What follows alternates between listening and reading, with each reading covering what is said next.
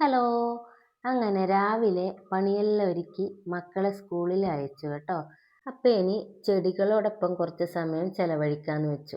അപ്പം ചെടി എൻ്റെ കയ്യിൽ മണി പ്ലാന്റ് കുറച്ചുണ്ടേ. അപ്പം ബാക്കി കുറേ വെറൈറ്റി എൻ്റെ അടുത്ത് ഉണ്ടായിരുന്നു. അപ്പം ബാക്കിയെല്ലാം നശിച്ചു പോയി. ഇനിയിപ്പം കുറച്ചുകൂടി കളക്ട് ചെയ്തിട്ട് വീണ്ടും പണ്ടത്തെ പോലെ നല്ല ഉഷാറാക്കണം എന്നാണ് വിചാരിക്കുന്നത്. അപ്പം ഈ പോട്ട് ഉണ്ടല്ലോ, ഞാൻ കൊറോണ സമയത്ത് വാങ്ങിച്ചതാണ് കേട്ടോ. 7 എണ്ണം വാങ്ങിച്ചിരുന്നേ. ഇൻഡോർ പ്ലാന്റ് നട്ട് അകത്ത് വെക്കാൻ വേണ്ടിയിട്ടായിരുന്നേ. അപ്പം 7 എണ്ണത്തിൽ ഞാൻ മണി പ്ലാന്റ് നട്ടതിൽ ഇപ്പോൾ 2 എണ്ണത്തിൽ മാത്രമേ മണി പ്ലാന്റ് ഉള്ളൂ. ഇനി ബാക്കി 5 എണ്ണത്തിൽ കൂടി വീണ്ടും വെറൈറ്റി മണി പ്ലാന്റ് നട്ട് വെക്കണം എന്നാണ് വിചാരിച്ചത്. അപ്പം അതിന് വേണ്ടിയിട്ടാണ് ഇപ്പം ഇതൊക്കെ കഴുകി വൃത്തിയാക്കുന്നത്. അപ്പം ഇപ്പം എൻ്റെ ഫ്രണ്ടിൻ്റെ വീട്ടിൽ നിന്ന് കുറച്ച് മണി പ്ലാന്റ് കിട്ടിയിട്ടുണ്ട്. അപ്പം ഇതൊന്നിൽ നട്ട് വീണ്ടും പഴയതുപോലെ ആക്കാന്ന് വെച്ചു. കുറേ പേർക്കെങ്കിലും ചെടിയോട് ഇഷ്ടം തോന്നിയത് ആ കൊറോണ ടൈമിലായിരിക്കും അല്ലേ. ആ സമയത്ത് മിക്കവരും ചെടികൾ നടലും മീനെ വളർത്തലും അങ്ങനെയൊക്കെ ആയിരുന്നില്ലേ. പക്ഷെങ്കിൽ എനിക്ക് അങ്ങനെയല്ല കേട്ടോ. ഞാൻ ചെറുതിലേ ചെടികൾ നടുന്ന ഒരാളായിരുന്നു. എൻ്റെ ചെറുതിലെ വീട്ടുമുറ്റത്ത് മറ്റേ ചപ്പാത്തീൻ്റെ ആട്ടപ്പൊടീൻ്റെ കവറുണ്ടല്ലോ, അത് പിന്നെ നമ്മുടെ പ്ലാസ്റ്റിക് സഞ്ചി ഉണ്ടല്ലോ പഞ്ചസാര വാങ്ങിക്കുന്നത്, അങ്ങനത്തെ എല്ലാം സഞ്ചിയിലൊക്കെ ഞാൻ ചെറുതിൽ ചെടി നട്ട് തുടങ്ങിയതാണ് കേട്ടോ. അപ്പം നടുന്നത് എന്ന് വെച്ചാൽ നമ്മുടെ ഈ പട്ടാണിയില്ലേ, കാശിത്തുമ്പ എന്ന് പറയുന്നത്, അത് പിന്നെ നമ്മുടെ ചെണ്ടുമല്ലി, ചെട്ടിപ്പൂ എന്ന് പറയുന്നത്. അപ്പം അങ്ങനത്തെ എല്ലാം ചെടികൾ എനിക്ക് പണ്ട് ചെറുതിലേ പൂക്കളോടുള്ള ഭയങ്കര ഇഷ്ടമായിരുന്നു കേട്ടോ, പൂക്കളുള്ള ചെടിയോട്. അപ്പം അങ്ങനെ ഞാൻ അതൊക്കെയായിരുന്നു. പട്ടാണീൻ്റെ കുറേ വെറൈറ്റിയൊക്കെ ഞാൻ മുമ്പ് നട്ടിരുന്നു.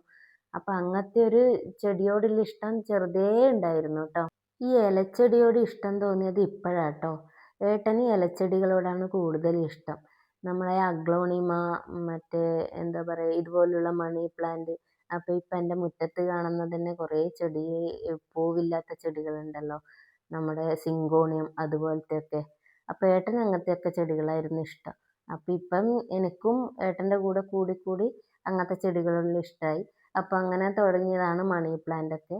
പിന്നെ മണി പ്ലാന്റ് ഇപ്പം ഇങ്ങനെ നല്ല ബുഷായി നിർത്തുമ്പോഴൊക്കെ അതൊരു ഭംഗിയുണ്ടല്ലോ, പച്ചപ്പും ചിലത് പിന്നെ നമ്മുടെ എൻജോയ് പോത്തോസ് എല്ലാം വൈറ്റും ഗ്രീനൊക്കെ ആയിട്ട് കാണാൻ നല്ല ഭംഗിയല്ലേ. അപ്പം ഞാനിതാ എൻ്റെ പോട്ടെല്ലാം കഴുകി വൃത്തിയാക്കിയിട്ടുണ്ട് കേട്ടോ. ഇനി ഇതിൽ മണ്ണ് നിറച്ചിട്ടാകുമ്പോൾ നമുക്ക് ചെടി നടാം. അപ്പം ഞാൻ ഇതിൻ്റെ അകത്തൊന്നും ഇതാക്കിയില്ല, പുറത്ത് മാത്രം ഒന്ന് കഴുകിയിട്ടുള്ളൂ കേട്ടോ. അപ്പം ഈ പോട്ടിൻ്റെ അടിയിൽ നമ്മൾ വെള്ളം കുറച്ചധികം ഒഴിച്ചാലും അടിഭാഗത്ത് നിൽക്കാനുള്ള സെറ്റപ്പും കാര്യങ്ങളൊക്കെ ഉണ്ട് കേട്ടോ. നമ്മുടെ ഫ്ലോറിൽ ആവാതെ നോക്കിക്കോളും. അപ്പം ഇനി ഇതാണ് കേട്ടോ ഞാൻ വാങ്ങിച്ച നമ്മുടെ സോയിൽ മിക്സ്. അപ്പം ഇതിൽ ചുവന്ന മണ്ണും ചകിരിച്ചോറും കൂട്ടുവളമാണ്. ഇത് എത്ര കിലോ ആണെന്ന് എഴുതിയിട്ടില്ല. ഇതിന് പിന്നെ 300 രൂപയാണ് വില. അപ്പം ഞാൻ ഇതിലെ മണ്ണാണ് കേട്ടോ നിറക്കുന്നത്.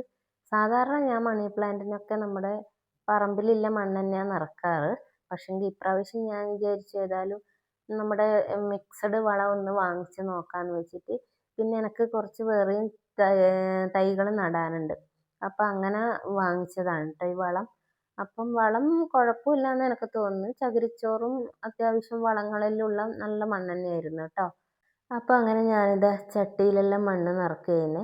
ഒരു 1/4 ഭാഗം മാത്രമേ മണ്ണ് നിറക്കുന്നുള്ളൂ കേട്ടോ. അപ്പം എനിക്ക് നിന്നിട്ട് അതിലിടാൻ വേണ്ടിയിട്ട് ഒരു ഏല് കിട്ടാത്തത് കൊണ്ടാണ് കേട്ടോ ഞാൻ അങ്ങനെ ഇരുന്നത്. അപ്പം അങ്ങനെ ഇതാ ഞാൻ എല്ലാത്തിലും നിറച്ചിട്ടുണ്ട് കേട്ടോ. എല്ലാത്തിലും ഒരു 1/4 ഭാഗം തന്നെയാണ് മണ്ണ് നിറച്ചിട്ടുള്ളത്. അപ്പം ഞാൻ നേരത്തെ പറഞ്ഞതുപോലെ എനിക്ക് അതിലിട്ടപ്പോഴും വളത്തിനങ്ങനെ വലിയ മോശമൊന്നും തോന്നിയില്ല. നല്ല വളമെല്ലാം മിക്സായ മണ്ണ് തന്നെയാണ് കാണുമ്പോൾ തോന്നുന്നത്. ഇനി നട്ട് ഉഷാറായാൽ അറിയാം. അപ്പോൾ ഇതാ നിങ്ങൾക്ക് കാണുമ്പോൾ മനസ്സിലാവുമെന്ന് വിചാരിക്കുന്നു. കുറച്ചൊരു കറുത്ത എല്ലാ വളങ്ങളും അടങ്ങിയിട്ടുള്ളത് തന്നെയാണ്. അപ്പം ഇതാണ് കേട്ടോ എനിക്കിപ്പോൾ എൻ്റെ ഫ്രണ്ടിൻ്റെ കയ്യിൽ നിന്ന് കിട്ടിയ മണി പ്ലാന്റ്. അപ്പം ഇത് ഒന്ന് പിന്നെ എൻ്റെ കയ്യിൽ ഉള്ളത് തന്നെയാണ്. ബാക്കി 2 വെറൈറ്റി ഇല്ലാത്തതാണ്. ഇപ്പം ഇതിൻ്റെ പേരൊക്കെ എനിക്ക് മറന്നുപോയി കേട്ടോ. ഇതിൻ്റെ പേര് അയ്യോ മറന്നുപോയി. പിന്നെ അറിയുന്നവരുണ്ടെങ്കിൽ ഒന്ന് കമൻറ്റ് ചെയ്യണേ. അപ്പോൾ അങ്ങനെ ഇതൊക്കെയാണ് കേട്ടോ നടാൻ ഉദ്ദേശിക്കുന്നത്. അപ്പോൾ ഇതുണ്ടല്ലോ, ഞാൻ ഓരോ നോഡായിട്ടാണ് കട്ട് ചെയ്യുന്നത്. അപ്പോൾ ഇത് കണ്ടോ, അവിടെ ഒരു മുള വന്നിട്ടുണ്ട്. നമ്മുടെ ഓരോ ഇലേൻ്റെ പിന്നെ ആ ഇലേൻ്റെ ആ ഒരു നടുക്കൂട്ടെയാണ് അതിൻ്റെ തൈ വരുക.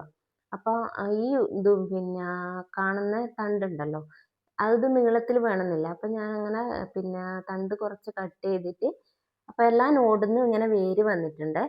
അപ്പം ഞാൻ ആ നീളമുള്ള തണ്ടൊക്കെ കട്ട് ചെയ്തിട്ട് നോഡിൻ്റെ അടുത്ത് മാത്രം കുറച്ച് ഇങ്ങനെ നിർത്തിയിട്ടാണ് കേട്ടോ കട്ട് ചെയ്യുന്നത്.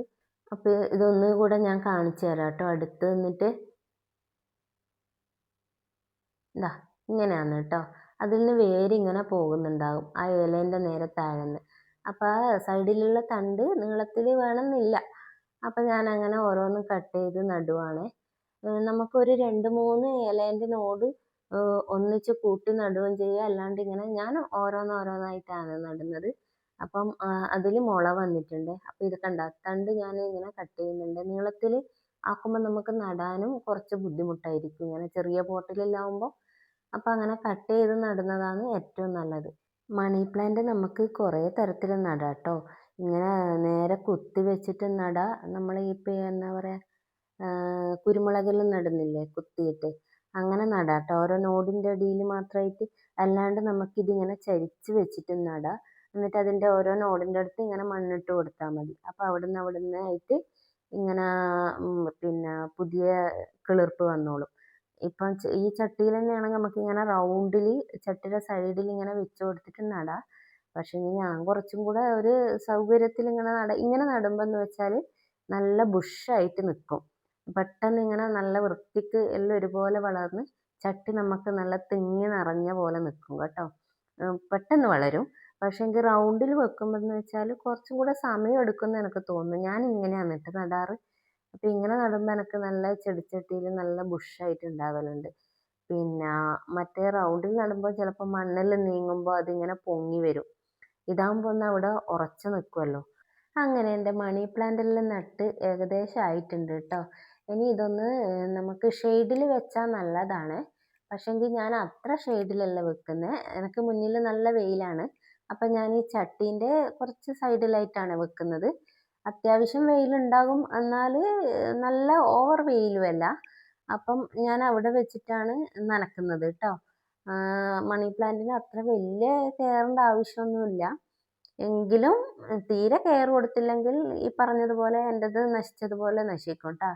അപ്പം അത്യാവശ്യം ഒന്ന് കെയർ കൊടുത്തിട്ട് നോക്കിയാൽ നല്ല ബുഷിയായിട്ട് വളരും. അപ്പം ഞാനിവിടെ വെച്ചിട്ടുണ്ട്. നല്ല വെയിലാണ്, ഇല കരിയുന്ന പോലെ ഉണ്ടെങ്കിൽ ഞാൻ അവിടെ നിന്ന് എടുത്ത് മാറ്റും കേട്ടോ. അപ്പോൾ ഇനി ഇതിന് വെള്ളം നനക്കണം.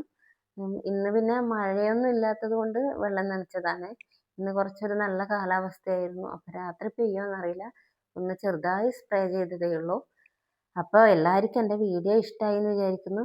അടുത്ത വീഡിയോയിൽ കാണുന്നത് വരെ ബായ്.